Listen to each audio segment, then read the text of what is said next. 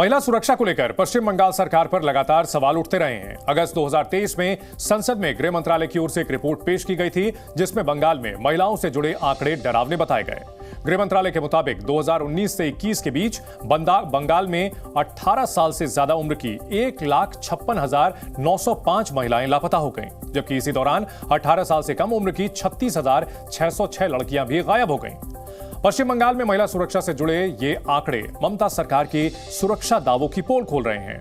अब संदेश खाली के मुद्दे को लेकर भी पश्चिम बंगाल सरकार कटघरे में है। देश भर में जब संदेश खाली की चर्चा हो रही है, तब ममता बनर्जी एक बार फिर सीएए और यूसीसी का मुद्दा उछालकर मोदी सरकार को घेरने में लगी हैं।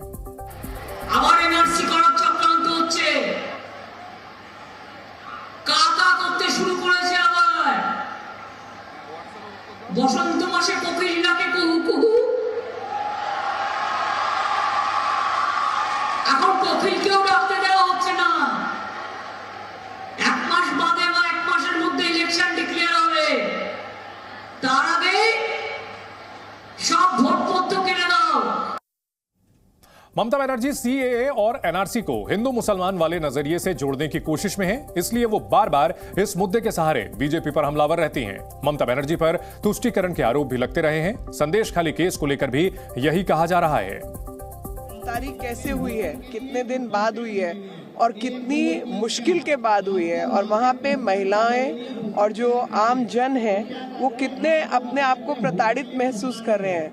कभी शहंशाह आ जाता है, कभी बादशाह आ जाता है, कभी कोई और आ जाता है, और लगातार ये जिस तरीके का ममता नामा पढ़ रहे हैं, वो आप सब जानते हैं कि ममता के राज में कोई ममता नहीं है महिलाओं के प्रति। और एक तरफ प्रधानमंत्री है, भाजपा की सरकार है जो लगातार महिला सुरक्षा को लेकर चिंतित है और काम कर रही है, और महिलाएं एक तरफ सुरक्षा का जो भाव है वो चाहती हैं, और दूसरी तरफ ममता जी जैसे राज में ये काम नहीं हो रहा है। तो संदेश खाली जो है वो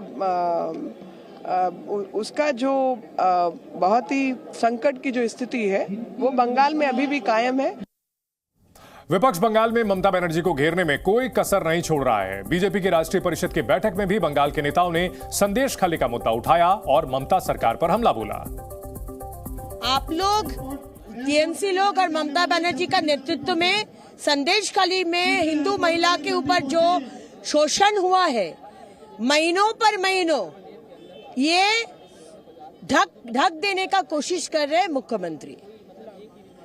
और हम लोग आज राजनीतिक प्रस्ताव में हम पश्चिम बंगाल की तरफ से संदेश खाली में क्या क्या घटना हुआ है, ये मुख्यमंत्री 1000 रुपया हिंदू महिलाओं को देकर हिंदू महिला का संभ्रम भेंट देना चाहते हैं जिहादी लोग के हाथ में, ये हम सबको खुलासा कर दिया सबको। संदेश खाली की लड़ाई बीजेपी बंगाल से दिल्ली तक लड़ रही है, और 7 मार्च को जब पीएम वहीं पर महिलाओं के बीच रैली करेंगे तो जाहिर है टीएमसी की टेंशन जरूर बढ़ेगी। संदेश खाली में महिलाओं के प्रदर्शन के बाद पुलिस ने एक आरोपी शिबू हाजरा को गिरफ्तार किया। आज उसकी कोर्ट में पेशी हुई और उसे 8 दिन की पुलिस कस्टडी में भेजा गया, मगर देर से की गई पुलिस की इस कार्रवाई पर भी सवाल उठ रहे हैं और जमकर सियासत हो रही है।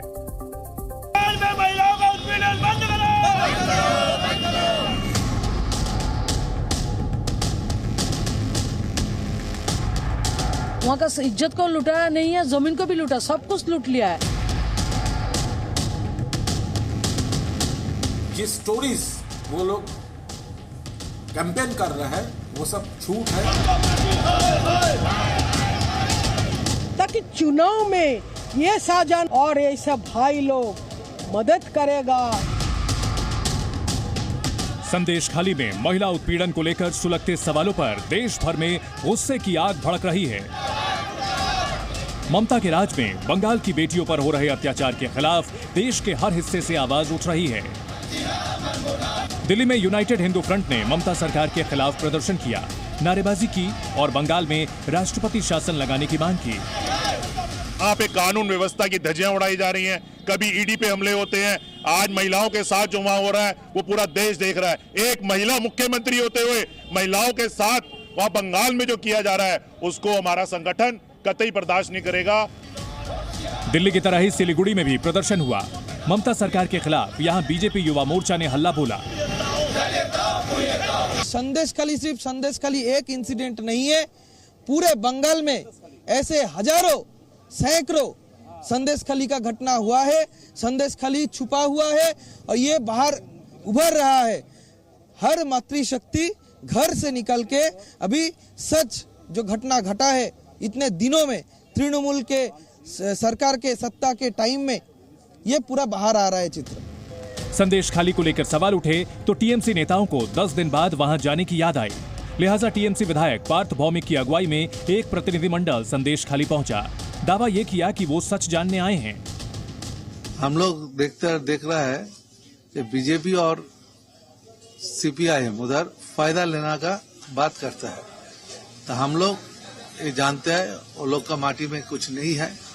वो लोग ऐसा करके इलाके में समस्या बढ़ाता है। हम लोग चाहते हैं बंगाल में शांति भी है। बंगाल का लीडर ममता बनर्जी के नेतृत्व में हम लोग चल रहा है और हम लोग ये विश्वास हमारा है कि ममता बनर्जी का जो गवर्नमेंट चल रहा है, जो पुलिस प्रशासन है, वो न्याय जो आइन में होगा वही हमारा वही होगा। जो गुनाहगार है उनका गिरफ्तारी नहीं हुई है, और विरोधी नेता जो आंदोलन के उनका गिरफ्तारी हो रही है। जो जनता निकली है वहाँ गुंडों के खिलाफ, ममता बनर्जी उसको बचाव कर रही है। चुनाव में इसका खमियाजा भुगतना पड़ेगा। टीएमसी के नेता संदेशखाली तब पहुंचे जब विपक्ष ने सरकार पर हमला बोला। बंगाल में बीजेपी सड़कों पर उतरी, जमकर प्रदर्शन किए। 16 फरवरी को केंद्र से भी बीजेपी का डेलीगेशन कोलकाता पहुंचा। 6 लोगों की टीम संदेशखाली जाना चाहती थी, लेकिन उन्हें तब जाने नहीं दिया गया। उसी दिन कांग्रेस के प्रतिनिधिमंडल को भी संदेशखाली जाने से रोक दिया गया।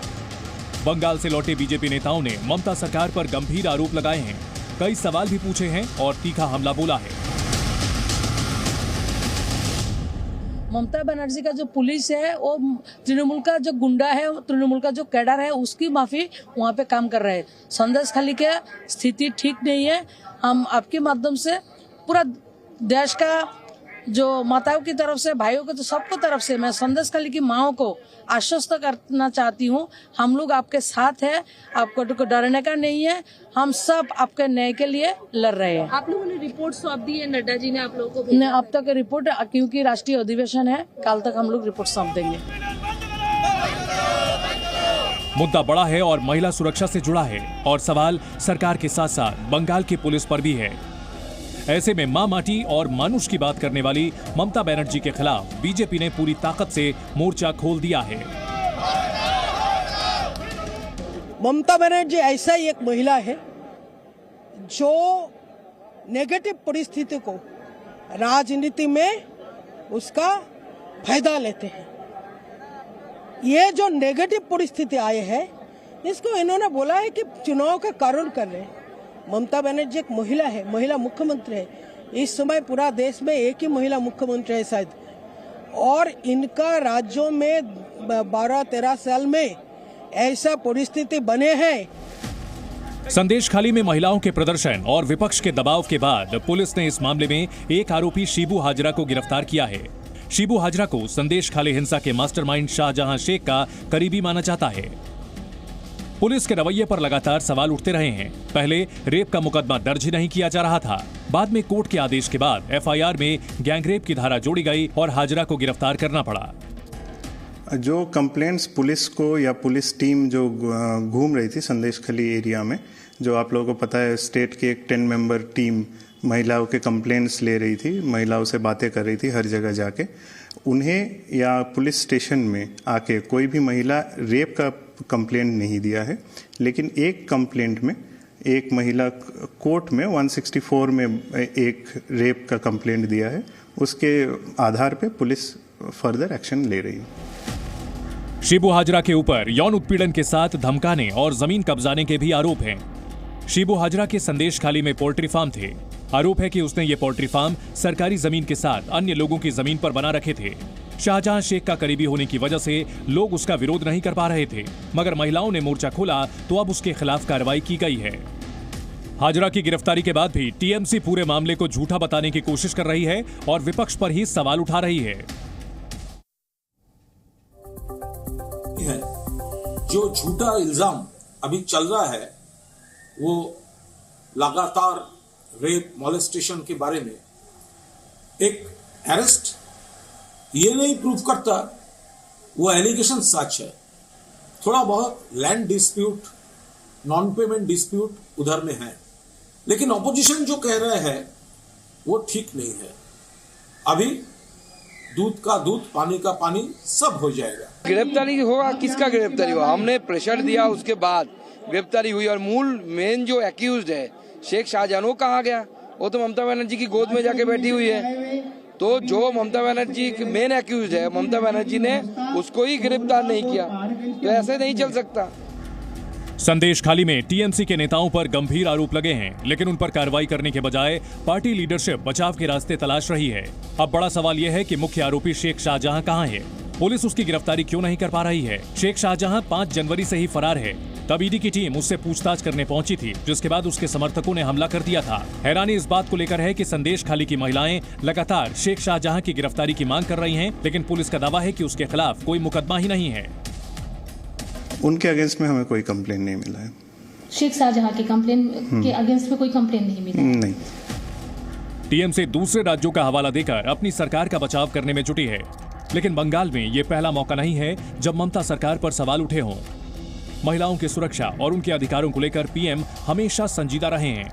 ऐसे में जब 7 मार्च को वो संदेशखाली से 60 किलोमीटर की दूरी पर सभा करेंगे तो बंगाल की महिलाओं को सुरक्षा की गारंटी जरूर देंगे, क्योंकि ये सिर्फ चुनावी मुद्दा नहीं बल्कि लोगों की जिंदगी से जुड़ा मुद्दा है। ब्यूरो रिपोर्ट, जी मीडिया। संदेशखाली के मुद्दे पर राजनीति तो हो ही रही है, लेकिन महिला सुरक्षा को लेकर बीजेपी जो संदेश देना चाहती है उसकी भी तैयारी तेज हो चुकी है। साथ ही लोकसभा चुनाव में भी बीजेपी इस मुद्दे को जनता के बीच ले जाएगी। पश्चिम बंगाल में बीजेपी ने 42 में से 35 लोकसभा की सीटें जीतने का लक्ष्य रखा है। ममता सरकार के खिलाफ भारतीय जनता पार्टी पहले से ही हमलावर है। भ्रष्टाचार और घुसपैठ के मुद्दे पर सरकार को घेरा जा रहा है। इसके अलावा पश्चिम बंगाल में कानून व्यवस्था भी बड़ा मुद्दा है। गृह मंत्री अमित शाह पहले ही सीएए और एनआरसी लागू करने की बात कह चुके हैं, इसलिए इस बार पश्चिम बंगाल में राजनीतिक समीकरण कुछ अलग होने के आसार हैं। बंगाल बीजेपी के नेता भी भरोसा दिला रहे हैं कि 400 पार के लक्ष्य में पश्चिम बंगाल अहम भूमिका निभाएगा। 400 सीट जो चाहिए वो देश के लिए आगे आने वाला जो भविष्य हम देश का रचना करेंगे माननीय मोदी जी के नेतृत्व में, उसके लिए 400 सीट जनता का ये आशीर्वाद होगी और विकसित भारत का नींद बनेगा, ऐसे मुझे लगता है। और इसमें पश्चिम बंगाल भी अपना सहयोग करेगा और बहुत बड़ा सहयोग करेगा।